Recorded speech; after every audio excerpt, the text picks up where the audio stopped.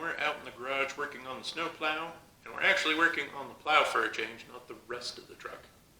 The rest of the truck still needs work, but the plow is kind of the next major hurdle, and you might be wondering, well, why is it a hurdle? Because it's already made. But it's not touching the bench, and not because I have it propped up. I have it propped up so it won't tear the tape off the bumper, because the bumper's only held in place by tape right now. And the plow looks pretty good, but with the taller tires I'm running on it than I had initially planned, that raises the whole truck frame up high enough. The plow doesn't actually have enough down travel. And if I pop this center thing loose, it'll actually touch the bench, but it'll actually change the angle of the blade.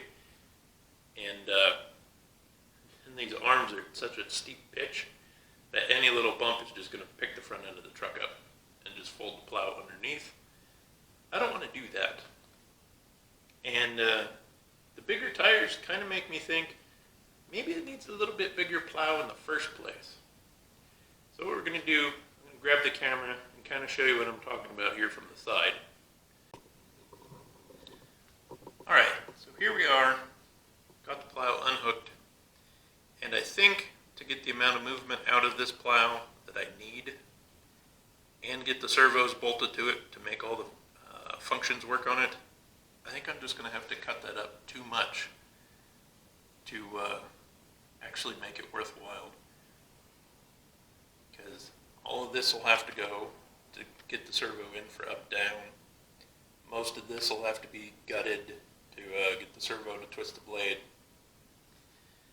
And at the end of the day, it's plastic. While it worked in a test video, I'll put a little clip of that here. This clip and the next short little clip are actually from a video I made way back when I first got the Brooder plow truck, and I'm just pushing it along with the wife's HPI Venture. That is full speed right there, and the blade worked okay. It needs to be metal, and it needed to weigh a lot more, and then it would have stayed on the ground. So we'll get back to the build. The plow worked pretty good, but these BFGs are about 1/4 of an inch, maybe just a little bit more than 1/4 of an inch taller than the stock Tamiya semi-truck tires. And that just puts this plow mount so high up, I just think trying to use that plastic plow isn't going to work or save me any time over building my own plow. So what we're going to do is I have a bunch of angle iron still. Let me grab a piece. I have a bunch of this angle left. So what we're going to have to do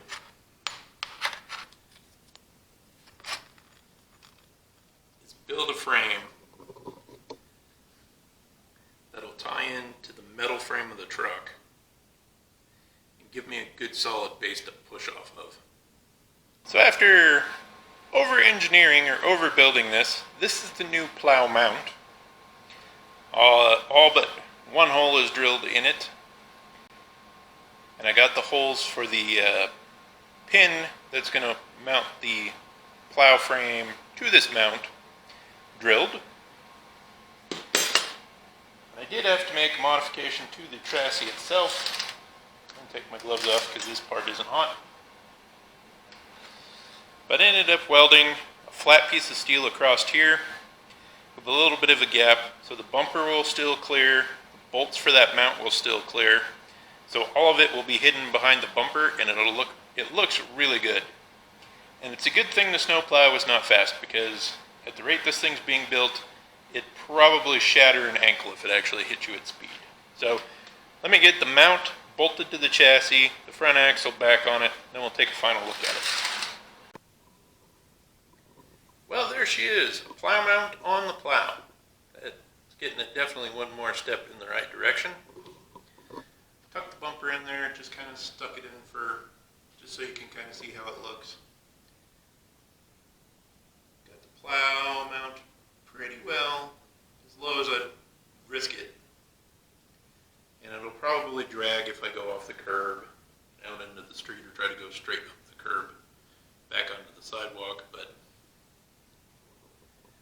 yes sir, it's starting to look more like a snowplow instead of a pile of snowplow parts.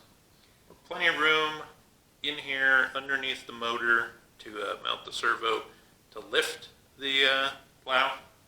The plow servo itself to do left-right will be mounted out here in the frame. We'll build the snowplow next video. Hope everyone had a good weekend. I'm getting this one kind of out a little late, but that's just how it goes sometimes. Please click like if you enjoy the content and subscribe so you can see more of it. And also, if you haven't, leave a comment on if the dump bed should be aluminum, black, or painted the color of the cab. I'm curious what people think.